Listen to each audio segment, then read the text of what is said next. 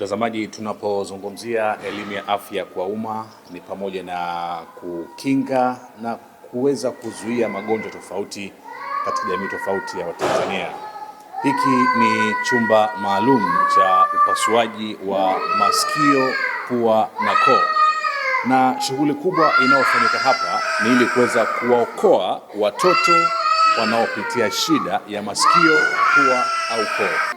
Ubora wa matibabu unaopatikana katika hospitali ya rufaa ya mkoa Mawenzi ni pamoja na uboreshaji wa huduma za kibingwa za upasuaji kwenye eneo la masikio, pua na koo. Na hivi ndivyo ambavyo chumba hiki kimetawala wataalamu bingwa na hodari katika masuala haya ya upasuaji wa masuala ya pua, koo na masikio. Utakwenda kumsikia daktari bingwa anayehusika na eneo hili ambaye yeye atakwenda kufafanua kwa undani ufanisi wa vifaa vinavyotumika katika hospitali hii ili kuweza kuokoa maisha ya watoto na watu wazima kwa upande wa masikio, koo na pua.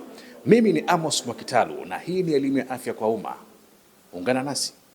Kwenye koo mara nyingi kwa watoto tunazungumzia magonjwa kama tonsils, mara nyingi tezi kwa Kiswahili tunasema, ambapo kunakuta mama anaona mtoto hali vizuri, anapata kohozi, anaweza katapika, pia anapata homa nyingi mara kwa mara. Kwa hiyo akiona dalili zile basi anamleta. Unapofika ukimkagua mtoto vizuri unamgundua kwamba ana changamoto ya tezi, na hizo tezi zina grade zake, kuna grade mpaka 4. Grade ya 4 ni tezi ambazo unakuta zinagusana kiasi ambacho hairuhusu kabisa chakula kupita. Grade ya 3 unakuta zimepungua kidogo mpaka grade ya 1.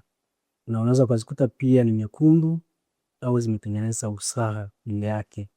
Kwa anapokuwa na zile dalili kama hizo, basi anakuwa na hizo homa, kohozi, au akiwa karibu naye mtoto unakuta anakuwa na harufu mbaya kinywani. Huwa pia inakuwa ni dalili mojawapo ya tezi kwenye koo kwa upande wa watoto.